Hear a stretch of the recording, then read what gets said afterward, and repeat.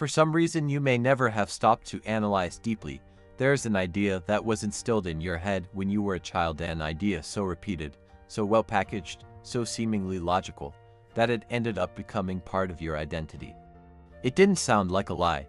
On the contrary, it seemed safe, responsible, intelligent, mature.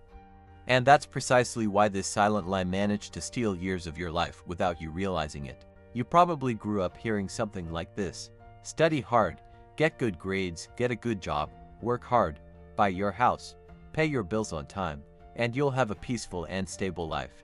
And while this phrase sounds beautiful, predictable, and comforting, it hides a psychological and emotional trap so deep that millions of people spend their entire lives inside it, and when they realize it, it's too late.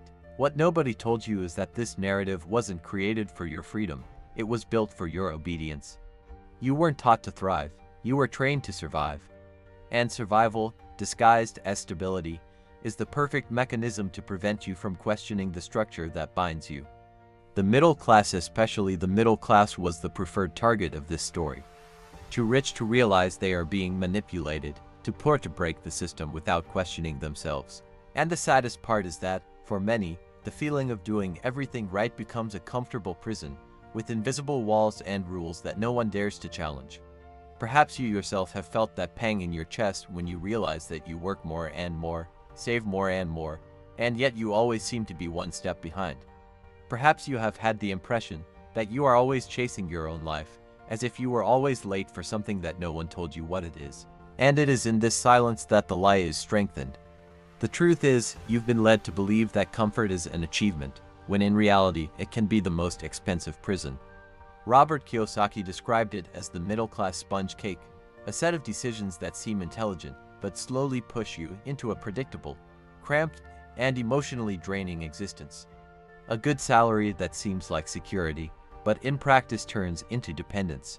A stable job that seems like freedom, but makes you wake up every day to sell your time.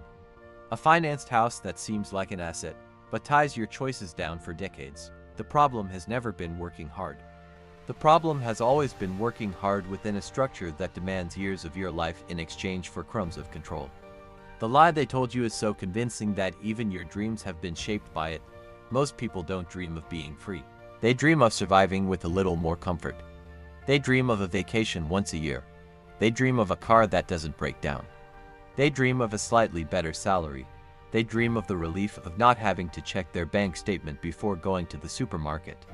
It's as if someone has reduced your capacity for imagination and you accepted it. The middle class has been trained to seek small rewards to endure great frustrations, and that's cruel.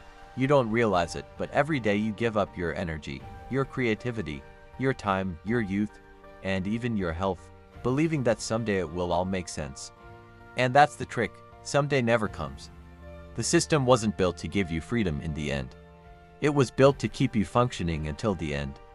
And when you finally realize the trap, you're already too tired to truly fight. Comfort has become addiction, routine has become anesthesia, and the promise of stability has turned into fear of taking risks. What nobody tells you is that the greatest loss in life isn't money, it isn't status, it isn't recognition. The greatest loss in life is the time wasted believing the wrong lie. You might remember your first job, that feeling of now, I'm really starting my life, the first paycheck, the first major purchase, the feeling of belonging to the adult world. All of that seemed like a victory, but it was just the first step in the machine. Soon after came the pressure for a better car, a bigger apartment, the social pressure to grow up, to improve your life, and you followed it, without questioning, because it was the expected path. The middle class lives to fulfill expectations. And the scariest thing is that these expectations aren't even yours, they are inherited patterns, pushed, repeated as absolute truth. But what happens when a pattern is followed by millions of people at the same time? It ceases to be a path and becomes a cue. And the world rewards those who build paths, not those who spend their entire lives in line. What truly steals your years isn't hardship, but conformity. It's not the system, but blind faith in it. It's not the lack of opportunity, but the fear of breaking the logic you've been taught. The lie tells you, seek security. The truth whispers, security is the greatest form of control. The lie tells you, work until you retire. The truth screams, you weren't born to sell your life in monthly installments. The middle class lives as if constantly balancing between living well and not falling. But nobody realizes that this tightrope was created precisely to keep you insecure enough to never disobey. And the most painful thing is that all of this seems normal to you, because everyone does the same. Everyone lives the same way. Everyone suffers the same way. And when everyone lives inside the same prison, the prison loses its name, it gains the name of society. But still, there is a way out. There always has been. It just doesn't look like what you were taught. It requires emotional courage. It requires reflection. It requires breaking internal narratives. It requires admitting that you were deceived. And that hurts. It hurts to realize that you dedicated years to something that was never yours. It hurts to accept that you were more obedient than conscious. But it is precisely this pain that sets you free. When you finally understand that comfort is not freedom, but dependence.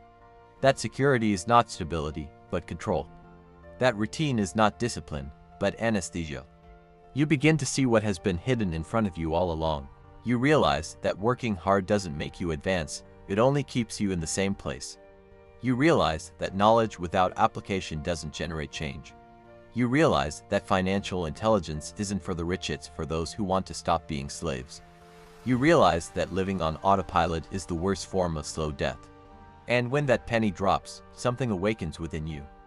A restlessness, a discomfort, a voice that says, I deserve more. And this is where your life truly begins, because the first step to freedom isn't money.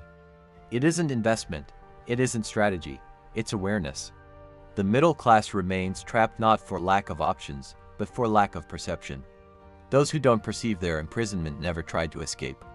And now that you've realized it, there's a choice before you. Continue in the comfort that robs you of years, or face the discomfort that gives you back your life. And perhaps this is the moment when you need to hear this. There is no change without emotional disruption. There is no freedom without deconstruction. There is no future without the courage to abandon the lie that keeps you the same as everyone else. And you weren't born to be like everyone else. You were born to be the master of your own story. If this reflection resonated with you, then deep down you already know you've been deceived and you're ready to break free. Therefore, before you continue your life exactly as it was before this video, I need to ask you something very simple, but very important. Comment below I woke up if this truth opened your eyes, because this shows me that you're ready for the next steps. And if you really want to learn how to break this cycle with clarity, emotional intelligence, and strategic vision, then subscribe to the channel right now and leave a like so YouTube delivers this content to those who are still asleep.